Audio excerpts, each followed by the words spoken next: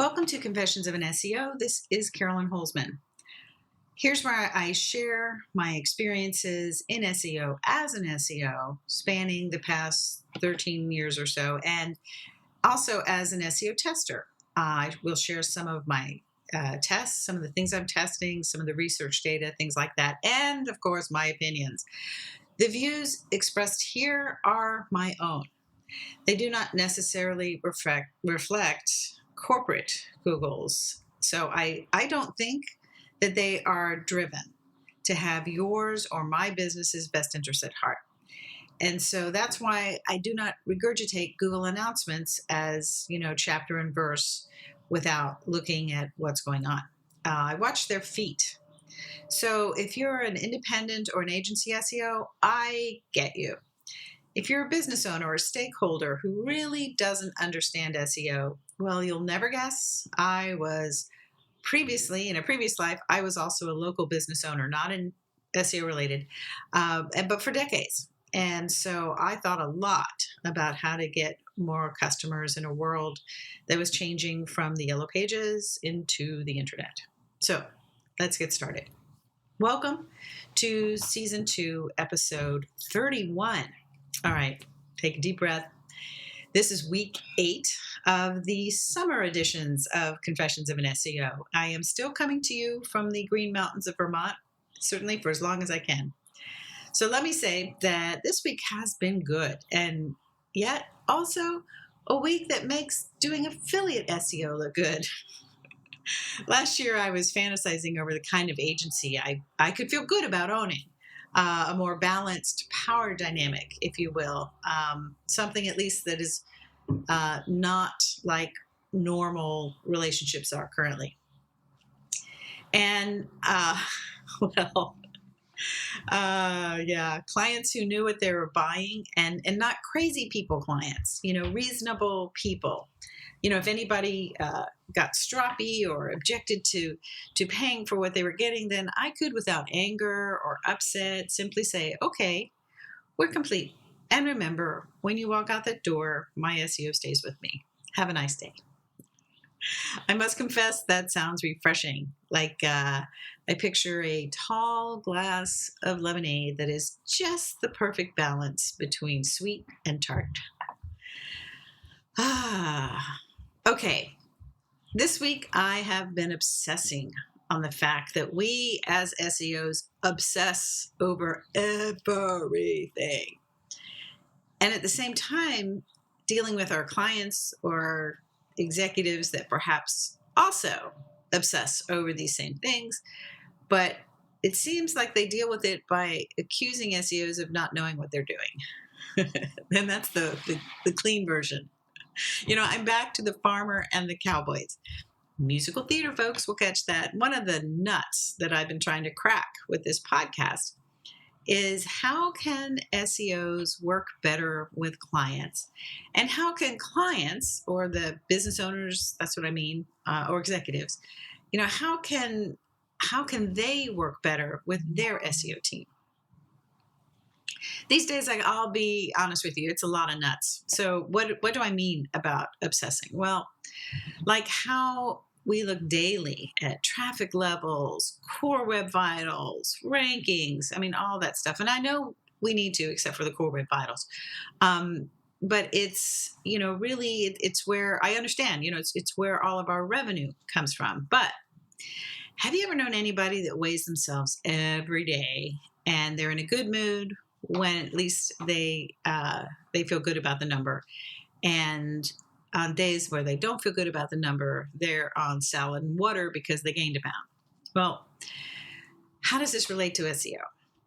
Well, very few people know that Google Analytics samples, meaning it's an approximation of traffic. And unless you go into the server logs, you likely don't have anything but a clue to your actual traffic level. Now, if you don't know that, your client or the executive in charge is going to see the same thing that you're looking at, but look at you. When people don't have a leader and now I'm looking at you, they're going to assume that they know enough to know what their problem is. And to them, their problem is you, instead of their problem is they're assuming Google Analytics is an accurate reflection of their traffic. So we as SEOs, I think, need to prepare them if they are a day-by-day analysis kind. The kind that will weigh in every day and then make business decisions on a day-by-day basis. Another way of obsessing is like looking at, let's say, through an SEO diagnostic or ranking tool. And based on what they see, becoming completely convinced that their entire site has been removed from the SERPs, but they make that decision without checking Google itself to see, well, maybe it was the bot for that tool that might need a little retooling because Google tweaked a little bit of their HTML in the SERP results, just enough that that bot isn't seeing what it's programmed to look for. Now, if SEOs don't know that, how are business owners and executives going to know that? And at the same time, it's really challenging to prepare the SEO ignorant decision makers ahead of time, because SEO is comprised of a lot of moving parts and challenges on its own, to also be responsible to remind these people every day that going up or down 1 or 2 spots is just part of Google's algorithm now. I'm really glad that when the time came, I found a group of SEO testers, because I know I've said it before, when you start to test, even if you do it imperfectly, so many people stop. They say, oh, I really want to start testing. There's nobody in their way. Just do it. Start it and try something and see how it goes. So even if it's imperfect, you can learn how to let Google teach you. And then you really don't have to go out on that SEO ledge of the building and toy with the idea of jumping off every single time. Now, some of you know that in addition to this, I also do a daily video, and they are short, 5 minutes max. And I show what's happening in the indexation research project. I show whether or not I found my new content indexed by one or both of the keywords and the general bot behavior. Who is pulling HTML files and which one is rendering and who's new on the block. That's been a fun one this summer. I find the daily ritual of the logic of reading a server log is very grounding and centering for me. That's a surprise. For me, it's a daily release from the obsession of trying to solve, and I'm using air bunnies now, the problem. So it's whatever the problem is at that time. If it's the dev team that can't seem to shut off the duplicate versions of the URLs, that's fun. Map listings that don't even rank for their category in their driveway. It's literally, I think it's literally like the forests that I get to go walking through while I'm here. It's the break of releasing myself. Yeah, that sheer relief from focusing on that one tree to step back and see the forest. Things this practice has revealed are things that are not discussed because they may not have even been observed before. Turns out that all of our Search Console accounts for each of our sites, the coverage update, and the coverage is where Google tells us, for example, which of those 47 pages we published are indexed. Now, the data is updated at the same time for everyone. So it's not just the sites that we manage, but it's everyone's sites at the same time. You'll see the coverage report update for the same date at the same time. Now, also, by taking the time off to look at this, it's revealed that on average, this activity is done every 3 days. Sometimes it's every 4. Now, does knowing that help you rank your site? Probably not. And I know many SEOs aren't interested in taking time to do anything or learn anything unless it improves their rankings or gets them more clients. Good for them. I am the curious SEO. I want to know more than I need to know to rank my own site or the projects that I'm working on. I want to be the one that can look at what Google is doing. Where are their feet moving? And factoring what I see into what I see when I look at my site. It's something that fills in a gap of knowledge in pretty much the hidden game that we're playing. Now, if you're not aware of this, Google sets the rules. Now, when we start out as SEOs, we don't know all the rules. We know some of them. But unlike accounting or plumbing or being an electrician, Google changes the rules. So our job has to be knowing when those rules change. Not just to know what the rules are, but when the rules change, and to be willing to accept the fact that they change because they do.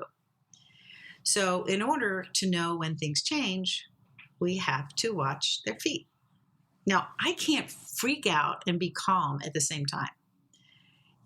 Can we be of the highest value to our clients if we give into their freak out when they see something they don't understand?